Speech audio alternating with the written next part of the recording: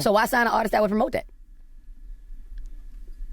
Because I already answered that question. You weren't paying attention. She asked me talent or issues, and I said talent. But I have to. I can't give up on people. Don't you think that's hypocritical though? You're saying it's opportunistic. Yeah. I got people to feed. I got a business to run. You're gonna make Dame Dash take this clip and call you a culture vulture. You know, you might be conscious. You gotta go to the white man to get your shit distributed. The Wu-Tang Clan supposed to stay selling their stuff out the back of their trunk. Once you go to the major people, although you might be conscious, they go and they put some stuff up under there. And it mess up the melanin. Have you going crazy, shooting each other, killing each other. So Wu-Tang that sell $1 million something out the trunk of their truck, they supposed to stay there. Don't get on the major, because the major gonna damn, when they send it out, all those... Back again. And today we will be discussing Ryan Coogler's amazing latest masterpiece, the film Sinners, right? It's the hottest film out right now, and I would advise all of my subscribers and my followers, you know what I'm saying, all of my people that love film, to go see this film. You know what I'm saying? One, it's a great black film writer, screenwriter, you know, and he's given us films like Black Panther, Fruitvale Station, you know, just to name a couple. And this one right here is like his branch off into the science, I wouldn't say science, to the horror genre, right? But it's like the horror genre that deals with race also. So Octavia Butler, peace to the amazing Octavia Butler. She would be proud of this brother right here, right? Following that Jordan Peele kind of spear, where, you know, even like I say, the film they cloned Tyrone last year was amazing. You know, it was amazing. It just didn't have the budget. This film right here had a $90 million budget, so Warner Brothers took a chance with it. And great things happen when you take chances. And if you want more films like this, it's important for black audience to get out there, and all audiences, you know, just to get out there and support it. But the reason I emphasize on the black audience is because, as we know, if we want great films that deal with subject matter and great quality outside of just putting us in the same old nonsense over and over and over again, when big film producers, you know, our distributors, studios, go out there and go out on a limb and give these black writers the budget to create these films, we have to do our part as being able to go out there and support it. That way, the next time a risky black filmmaker wants to create a film and have a budget behind him, you'll get to see the results of, well, you know, last time I put that out and it didn't do well, right? Well, we put this one out and it does amazing. So now you can get more of those. That's the reward. So as the Ryan Coogler gives us this amazing masterpiece for the modern times, it's on us to do our part and go out there and support it. And I did that last night. I went out there and seen it. It was an amazing film for the genre. And again, I want everybody to see it. I'm going to go over some subjects in the film that I seen, and I only seen it one time, right? So it will be spoilers for those who don't want to deal with that right or hear that right now. Totally understand. Go ahead, go out there, watch it, and then when you get done watching it, come back and we can share thoughts, right? You can put in the comment section the things that you may have seen, or if you disagree or don't agree, or what you may have seen, and we can build from there, right? But this will be spoiler heavy. So for all those that don't want to deal with the spoilers, just come back later. But for those who want to hear it right now, let's get right into it. So the first thing I want to look at is the posters for the film, right? The posters for films, when you deal with films that deal with esoteric information, the posters usually tell a story within itself, right? So we're going to look at first at this poster right here, and it deals with the duality, the red pill and the blue pill, right? The twin, the higher nature and the lower nature, right? Both sides, the God in you and the devil in you, right? We talk about that on many videos that I built in the past, right? This film right here deals with the higher nature and the lower nature using the twin, just like in Gladiator 2 they use the twin, right? So we're seeing that again present in this poster, and then in this other poster we're dealing with, you see the belly of the beast, right? Inside the belly of the beast, 666, right? This film is heavily deals with scripture, right? So for those that aren't really that tapped in with scripture, you're going to have to go into your theology school a little bit on this, all right? You're going to have to go get your Bible and dust it off a little bit just to bring some elements home to make sense for you. Now, the film takes place in Delta, Mississippi, 1932. And in Delta, Mississippi, 1932, the blues was huge. The blues was huge down south, right? The blues was huge down south, and as I told you before, hip hop comes from down south, right? And as it came into New York, it came fully home through the Great Migration. But Delta, Mississippi, 1932, blues is huge, and this is a horror film. Delta, Mississippi, 1932. The horrors would be racism, Klan behavior, right? Lynching, sundown towns. These are all horrors that plague Black Americans all over, but especially down south, right? In Delta, Mississippi, 1932. So that's a horror element within itself, right? The blues music, like as I said before, in down south Mississippi and Georgia, Alabama, everywhere you name down south, they had these juke joints, and the juke joint was a spot where you can get everybody got together on the weekend and wore their best outfit and turned up, right? Everybody turned up and smoking was going on, gambling was going on, sex was going on, cheating on your spouse, all that was going on. It could all be found on the weekend going on in these Bible Belt states, right?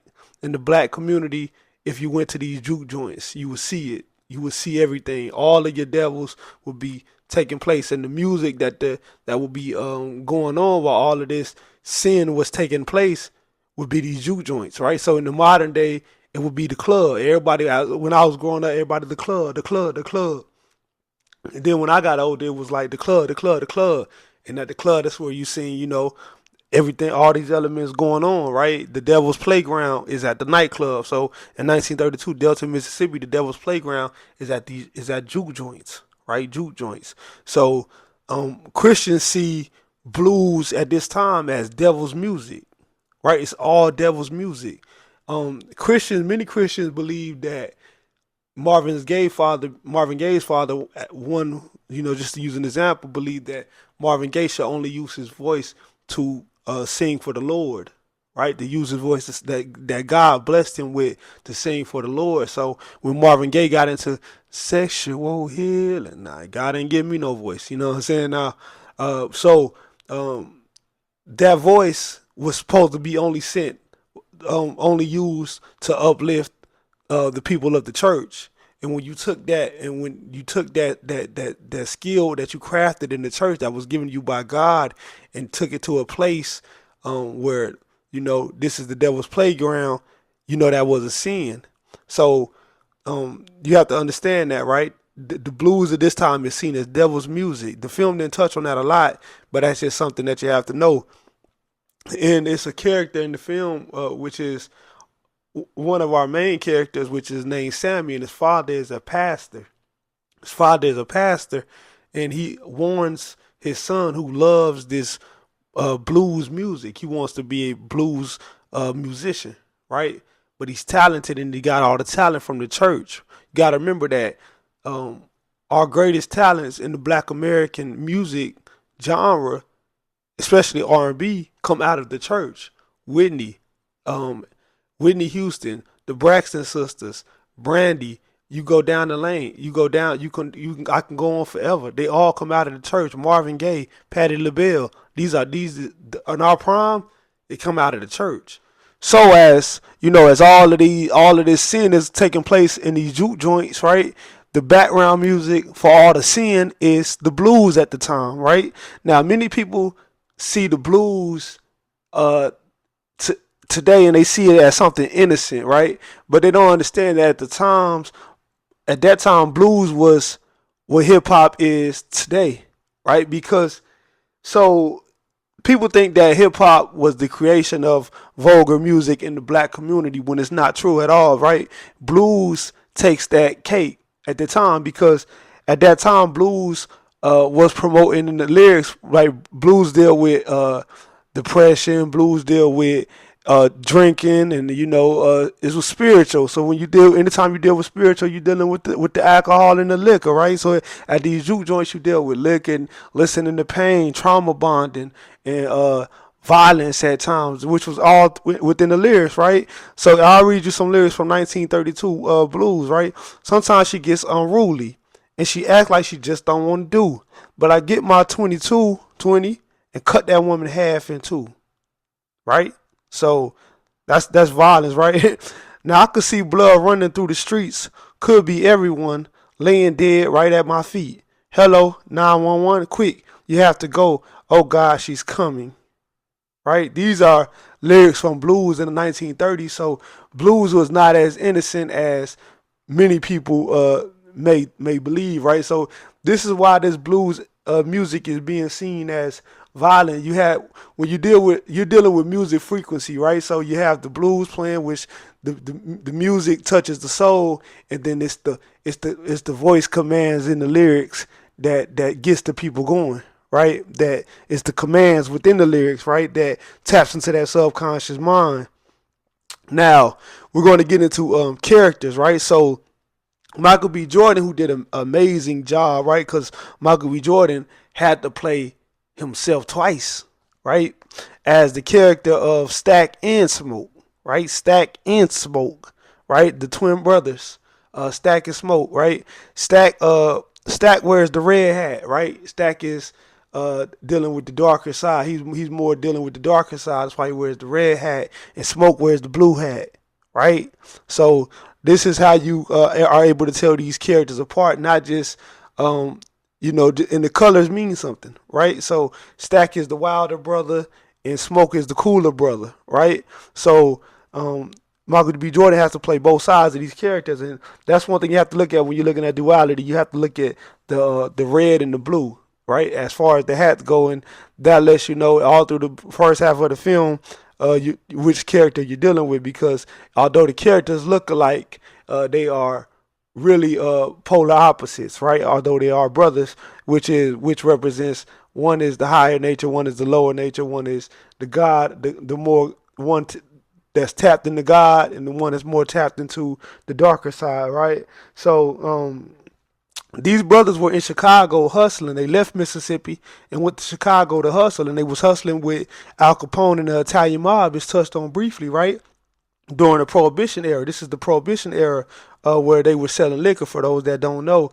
But we find out later on in the film that they came back with all this money and all this liquor because the brothers had robbed the Italian mob and the Irish mob of liquor, right? So they robbed the Italian mob and the Irish mob in Chicago and bring the money back down and plan to start a juke joint, right? And grab their cousin, right, whose name is Sammy, who also plays music, but he's into the church, and they're going to get this cousin that they have and hopefully fund his music career, right? Sound familiar? That sound like we seen that story in hip hop a million times, right? The gangsters and the drug dealers funding the talent, right? The gangsters and the drug dealers funding the talent. So that's an element that deals with the music industry, right? So, and Sammy is that cousin that I am referring to. Again, Sammy is the church kid who is a blues player, right? He's a blues player, but his father hates it because his father is a pastor, and his father has warned him over and over and over again, yo, son, you got to get away from that blues club. You got to get away from that type of music because the devil is in that music. And he gonna burn you if you keep playing with it. Keep playing with that music, and it's gonna burn you, right? So we see that angle again. We see that angle in hip hop all the time. We see the street cousins coming to, we see the street people, the street guys and the drug dealers grabbing the talent in the background and funding it, right? So we see that angle, and I think that angle is important to look at, right? So as these brothers want to create this juke joint with the money that they brought back, right? They want to create the biggest juke joint in town, right? And their whole goal is to have opening night be this huge phenomenon where they can put all the other competition out of business and nobody can do it like them and all this. So it has a scene where they are making a deal to purchase the juke joint from a clanman, right? A clanman. So we have to understand that is also symbolic in dealing with making deals with the devil, right? Making deals with the devil. So the brothers buy this juke joint from the clan, right? Which symbolizes that they are making deals with the devil, which is also a music industry. We see in the music industry all the time, right? Black artists making deals with the devils, right? This is real, right? Because in the words of Jay-Z, right? Show you how to move in a room full of vultures. The industry shady need to be taken over, right? So it's a scene early in the film with a serpent and a snake, right? So the brothers are riding is Smoke and Stack and Sammy, and they are riding, right? And as they pull back some of this liquor, you see the serpent, you see a snake that was riding with them, and Smoke stabs the snake, right? This is symbolic for, this is foreshadowing. I would say this is foreshadowing for the vampire element that would enter the film later on, because the snake and the vampire both deal with blood sucking, right? Blood sucking, taken from you, right? And the serpent deals, and this is a biblical film, so you have to realize that the serpent deals with preying on the lower nature, the temptation, right? If you're weak, then the serpent will get to you, right? So that's one element that you also have to look into.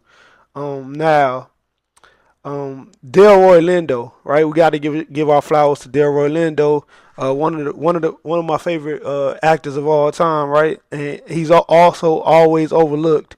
But Delroy Lindo did a great job on this one in this film, and I'm glad that Coogler was able to bring him in and put him into this film, right? Because he really helped. I feel like he really helped, like, carry the film at times. He didn't carry the film, so that's a bad way. But he did. Like I seen people already say that Delroy Lindo, man, his character really like brought some light to the film, and I think I agree with that fully.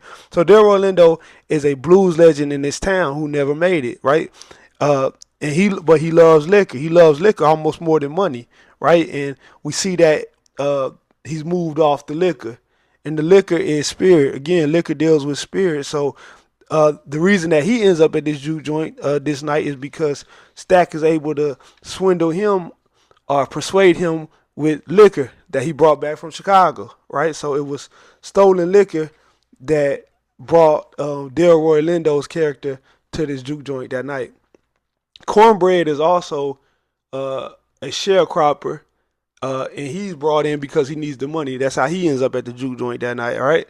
Pearline is a married woman, but she's not happy. She's not happily married, right? So her temptation and her love for music and wanting, to feel more alive brings her to this juke joint. So that's how she ends up at the juke joint also, right? And she also has a thing for Sammy, and Sammy has a thing for her. So again, these juke joints, this represents the devil's playground where all sinners get together and, tap into their lower natures. And so this is why Pearline, the married woman, ends up at this juke joint this specific night. Mary, right? Mary is also a biblical name, as you know. This is the white character in the film whose mother raised Stack and Smoke when they were little, right? raised them when they were little, and yeah, I think she raised them when they were little. I think that was their connection. But anyway, so she comes to the club because her and Stack had a relationship in the past and it didn't end well. So she wants closing. She wants to find closing, and she also closure, and she also wants to you know, excuse me, she's in pain because she lost her mom. So the music is also a place. Music is spiritual, so it can uplift the spirit. So she's here because she's also in search for using the music to find peace, right, from a love and a heartbreak with Stack. So that's what brings her to the club this specific night, right? Now, again, Sammy's dad was the pastor in the film, and he warned him to stay away from the devil's music and the devil's playground, which is these juke joints, right? And how if he keeps playing with the fire, that he will be burnt, right? But Sammy loves the music, and Sammy rebels, right? Now, Annie is Smoke's woman, and Annie probably was my favorite character in the film.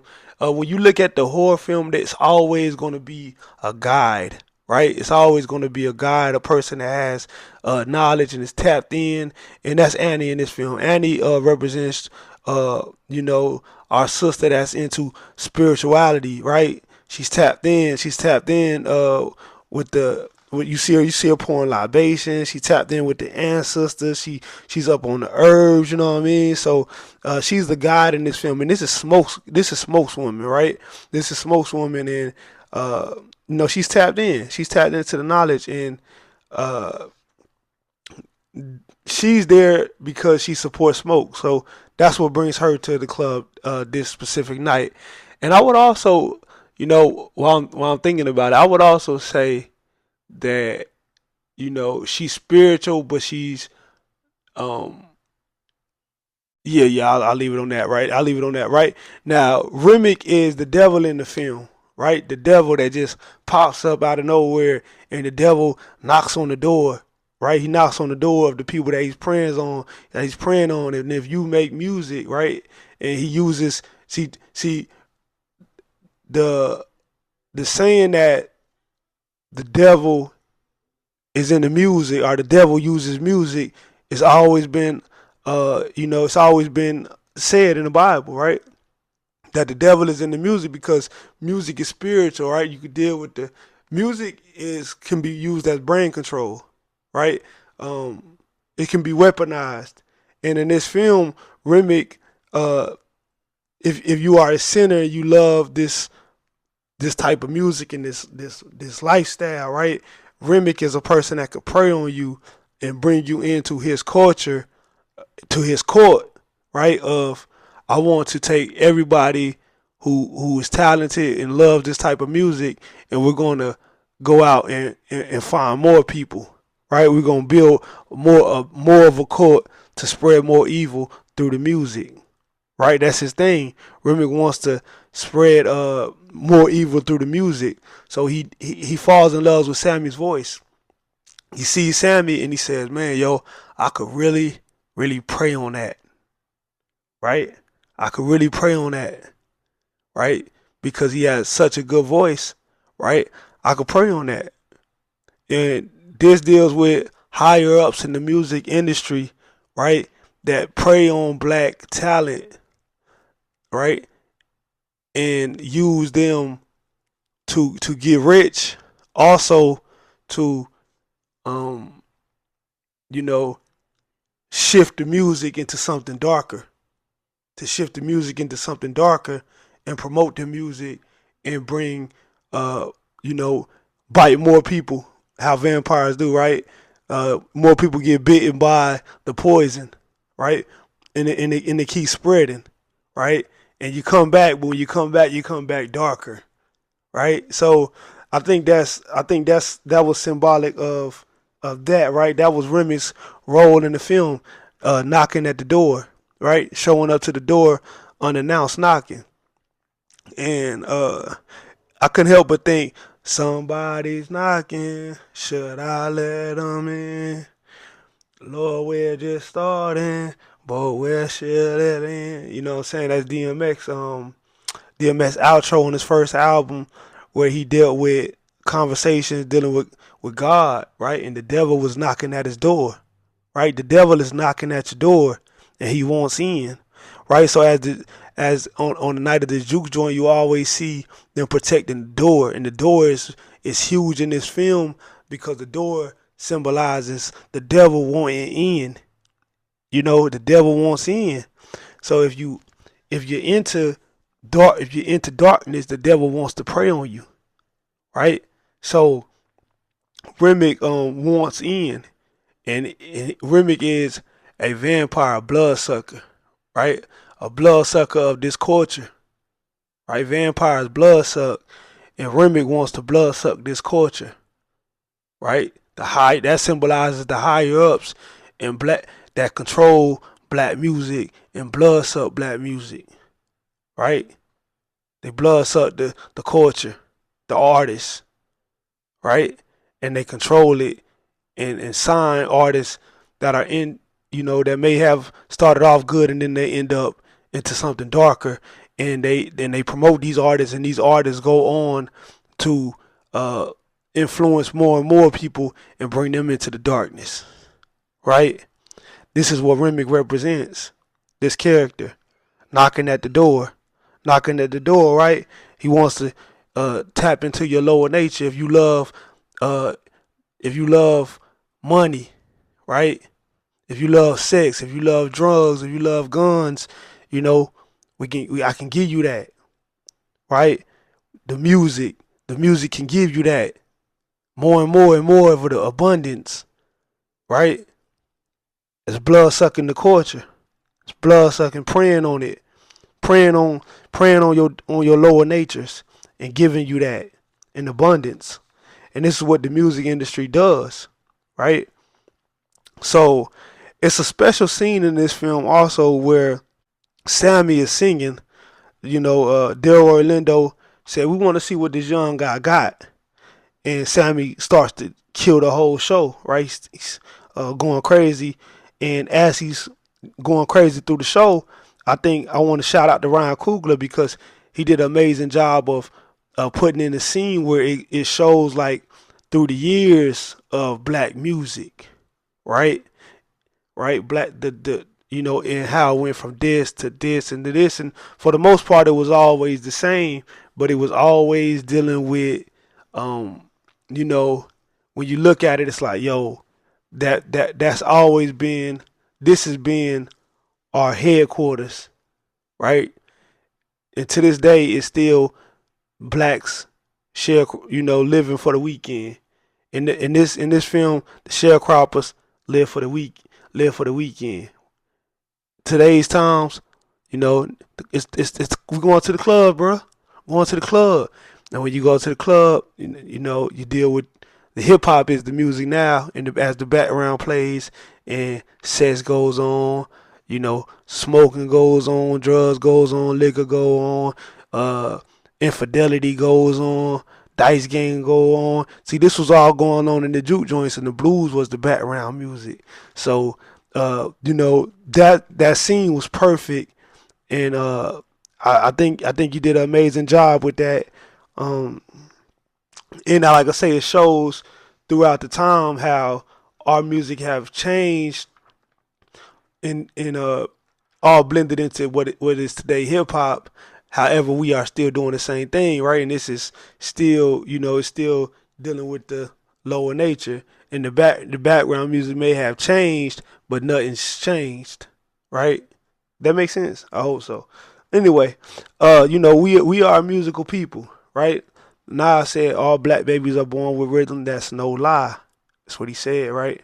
And when you are a musical people, you have to understand that your music can be weaponized when you don't control it. And you know, that's one thing that I think this film was really getting at. The weaponization of music, right? And this time of the film it was blues. It was blues, right? And as we said, that the blues was a great music genre, but it was dark. The lyrics were dark. at times.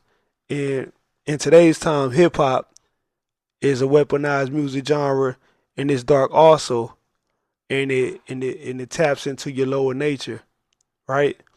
And it brings, if you're a sinner, you know, it's the perfect place for you to be preyed on, right?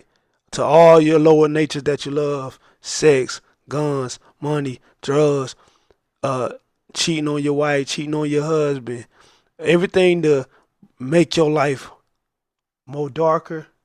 You know, uh, this is the place you can find it, and we don't control it and we don't own it, right? However, I believe that's what Remick represented. Uh, we have people at the top that are in our culture, and they are vampires. Blood sucking, bloodsuckers of our culture, and even bloodsuckers of artists, robbing them of their talent, right? Robbing them of their talent, shifting them into something darker, right? You come into the game and you want to be a conscious rapper. Oh no, that don't really sell. This will sell. You should do this, right? And now you get a little darker. So, um, they. I don't want to go too deep into the film as far as like telling you every single detail, because again, I want you to get out there and see this and then come back and really like make sense of this. But it gets to a point in the film where the vampires do the vampire demons do you know get into the juke joint. They get through the door and they attack everybody in the juke joint. And the only person to get away is young Sammy, right? Sammy was able to escape um only because the sun was coming up, right? And devils in darkness can't go against the light, right? The light when the light comes, the darkness gotta vanish, right?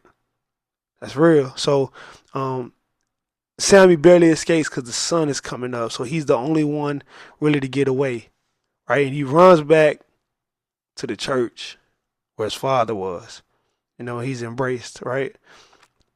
Now, uh stacking the music devil, stacking Mary revisit older Sammy, right?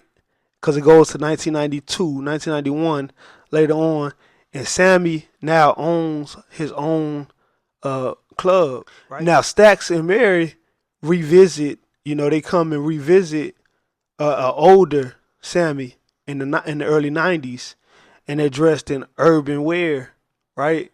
They come and visit Sammy at his own club. Sammy has his own club now, and they come to visit him, right? And when they come to visit him, they are dressed in '90s urban fashion, hip hop fashion, right? Which symbolizes that they are still using music to prey on their target audience, right? If you're a sinner, yo, we gonna get you in, right? With the money. Stack and smoke. Young niggas like to stack and smoke. So I even think that the names was, symbolic or something, right? And your culture is stacking money and smoking. Smoking it. That could be a reach, right? Now, Smoke at the end of the film ends up killing the whole KKK, as we find out that the KKK who sold Smoking Stacks the club eventually were gonna come back and try to burn the whole club down anyway, while blacks were in it. Just which is another, again, that horror element, right? So they were coming back to burn the club down anyway. So Smoke, he ends up, going out in the bang, taking them all out, right? Uh, Taking them all out because he realized that they were gonna come get him anyway. And you gotta understand that this is the act of a vampire too, right? This is the act of a vampire too, bloodsucker, right? Making deals with devils, right? Giving you something, but planning on preying on you anyway, right? Taking your money and then planning on preying on you in the end anyway. That's a vampire, right? Draining you of resources, draining you of your talent, draining you of your skills, of your gifts, right? So I love that ending, and then that in the end, Smoke end up transitioning in the midst of a shootout, in the shootout with the clan, and he's able to get to the other side where he's able to see Annie and his newborn that he lost. Right, so I love that ending. Um, you know, Again, this is a horror film, but the fears are everything from Jim Crow South, KKK clan behavior to the vampires, of which also have a symbolic element message too, because again, that deals with the people at the top of the industry preying on your culture, preying on your talent, and blood sucking all of it, right? And promoting, uh, promoting artists who are selling devil music and and with hopes of making this devil court even bigger, right? And on that note, again, I want you to go out there and see this in the theater, right? Catch it in the theater because it's just amazing. Everything is perfect in this film. The setting, the background stage is the score is amazing. It's all perfect, and $90 million budget, and it didn't get wasted. Now our job is to go out there and support this film, so we can get more films like this in the future, right? On that note, family, we out. Peace. Aimed at inducing alternate states of consciousness. For spiritual purposes, these rituals involve drumming at particular frequencies because the drum produced frequencies are what induces the particular states of consciousness, trance states. So the science of music, the science of frequency, drum derived frequency in particular, has been part of the sacred science of the black man globally for thousands of years. The 808 drum machine and 808 beats, I love them, I buy them. They, in fact, resonate with black physiology. And so therein is the potential for divine activity to take place. But also in the wrong hands, there's the potential for devilishment to take place. So the 808 beat, drum machine that produced the low frequency beats that resonate with the body in a particular way and can induce the brain to synchronize on certain frequencies, that in and of itself is not a problem.